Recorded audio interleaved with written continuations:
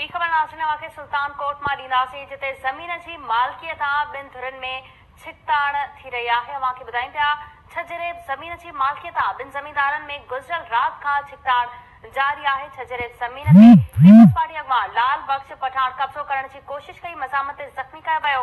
राजा खान पठाण पारां इल्ज़ाम लॻायो वियो आहे। पुलिस वटि फरियाद खणी वियुसि त एसएचओ थानो छॾे फरार थी वियो। राजा खान पठाण पारां इल्ज़ाम लॻायो वियो आहे। अपडेट कयूं पिया छजरेब ज़मीन तां ॿिनि ज़मींदारनि में राति खां छिकताण बरक़रार आहे। इल्ज़ाम में ठाहियल पीपल्स पार्टी अॻवान लाल बख्श पठाण पारां मौक़िफ़ ॾियण खां इनकार कयो वियो आहे।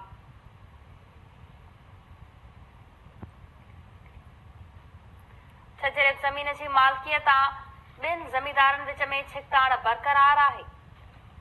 राजा खान पठाण पारां इल्ज़ाम लॻायो वियो त छजरेब ज़मीन ते पीपल्स पार्टी जो लाल बख्श पठाण पारां कब्ज़ो कयो वियो। पुलिस वटि फरियाद खणी वियुसि त एसएचओ थानो छॾे फरार थी वियो। ख़बर अवां सां शेयर कयूं पिया जॾहिं त तव्हांखे ॿुधाईंदासीं त लाल बख्श पठाण पारां मौक़िफ़ ॾियण खां इनकार कयो वियो आहे।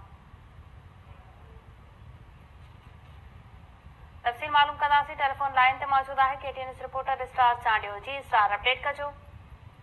जी सभा सुल्तान कोट में ॿिनि बासर धुरनि जो पाण में छजरेब ज़रई ज़मीन जो छिकताण आहे जेको हलदड़ आहे।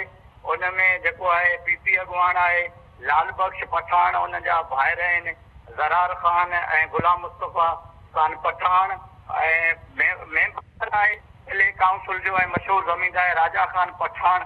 उनजो इहो चवणो हो त छजरेब ज़रई ज़मीन क़ौमी शाहरा भरिसां फ्लोर मिला लाल बख्श पठाण जो उनजे भरिसां मुंहिंजी छजरेब ज़रई ज़मीन आहे। उन ते उनजा भाइर कब्ज़ो करणु चाहिनि था ऐं उहो छिकताण हलदड़ हो त कल्ह मां पंहिंजे दोस्त जी दावत खां खाई वापसि वञी रहियो हुअसि त मुंहिंजे मथां पीपी अॻवान लाल बख्श पठाण जे भाइरनि हमिलो कयो आहे ऐं कुंदाकनि जा वट हणी मूंखे ज़ख़्मी करे छॾियो आहे। ऐं बाद में मूं फरियाद खणी जेको आहे सुल्तान कोट थाणे ते वियुसि त उते सुल्तान कोट थाणे ते मौजूदु डीएसपी मसूद रज़ा महरा ऐं एसएचओ आहे मोहम्मद नवाज़ कोराई ऐं वॾो मुंशी समेत मूंखे ॾिसी ज़ख़्मी हालत में उहे थाणो छॾे फरार थी विया। ऐं बाद में मूं एसएसपी सां बि राब्तो करण जी कोशिश कई पर उनजा बि नंबर बंदि हुया।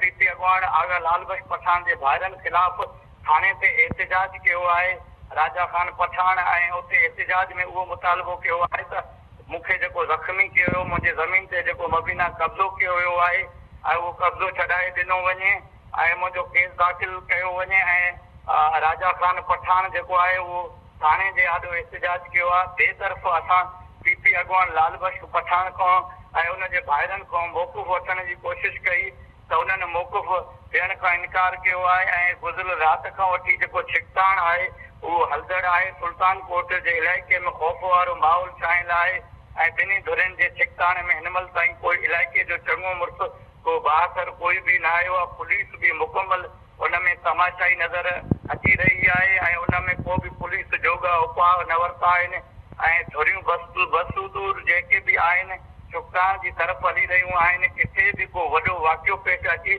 सघे थो ऐं इलाइक़े जे समाजी अॻवान ऐं जेके इलाइक़े वासी आहे त उन्हनि जो उहो ई चवणु आहे त जेकॾहिं पुलिस विच में किरदारु अदा करे न त सुल्तान कोट शहर में हिकु वॾो छिकताण हिकिड़ो भमण मची सघे थो ऐं हिन महिल ताईं मुतासिर राजा खान पठाण जो केस दाख़िल न कयो वियो आहे। जी सभा स्टार चांडियो अपडेट करण लाइ तव्हांजी वॾी महिरबानी।